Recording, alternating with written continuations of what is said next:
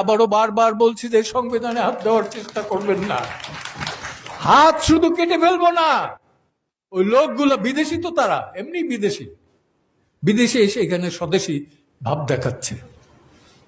সারা পৃথিবীতে বাংলাদেশে চিনলে পরে দুইটা লোক দিয়ে চিনত, একটা হলো বঙ্গবন্ধু, দ্বিতীয় হলো ডক্টর হোসেন। নোবেল অ্যাওয়ার্ড পাওয়ার পরে ডক্টর ইউনূস, নোবেল অ্যাওয়ার্ডের পর। আমি সেই বিতর্কেও যাব না, কিন্তু বলবো যে সংবিধানে হাত দেওয়ার চেষ্টা করবেন না। এই সংবিধানে আবারও বারবার বলছি যে সংবিধানে হাত দেওয়ার চেষ্টা করবেন না। হাত শুধু কেটে ফেলবো না, ওই লোকগুলো বিদেশি, তো তারা এমনি বিদেশি, বিদেশে এসে এখানে স্বদেশী ভাব দেখাচ্ছে।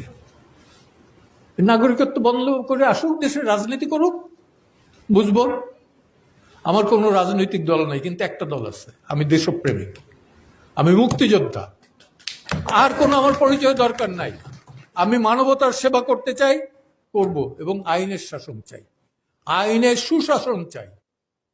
আজকে যেটা আছে সেটা আইনের সুশাসন না। একটু আগে সুব্রত চৌধুরী যখন বলতেছিল যে, এবং মঞ্জিল বলতেছিল, আমি বললাম যে তুমি তো অ্যান্টিসিপেটরি বেইল, আগাম জামিনের কথা বলতেছো, রেগুলার বেইলই তো হয় না। একটা লোক মাসের পর মাস 10 মাস ধরে জেলে আছে, বারবার আনা হয় না। আগস্ট, এই আগস্টের মামলা তো শোনা যাবে না কেন? কেন? একটা কথা বলি, এই দিন না দিন আরো আছে। আর 71-এর একটা গান আছে, বিচারপতি তোমার বিচার করবে যারা, আজ জেগেছে সেই জনতা।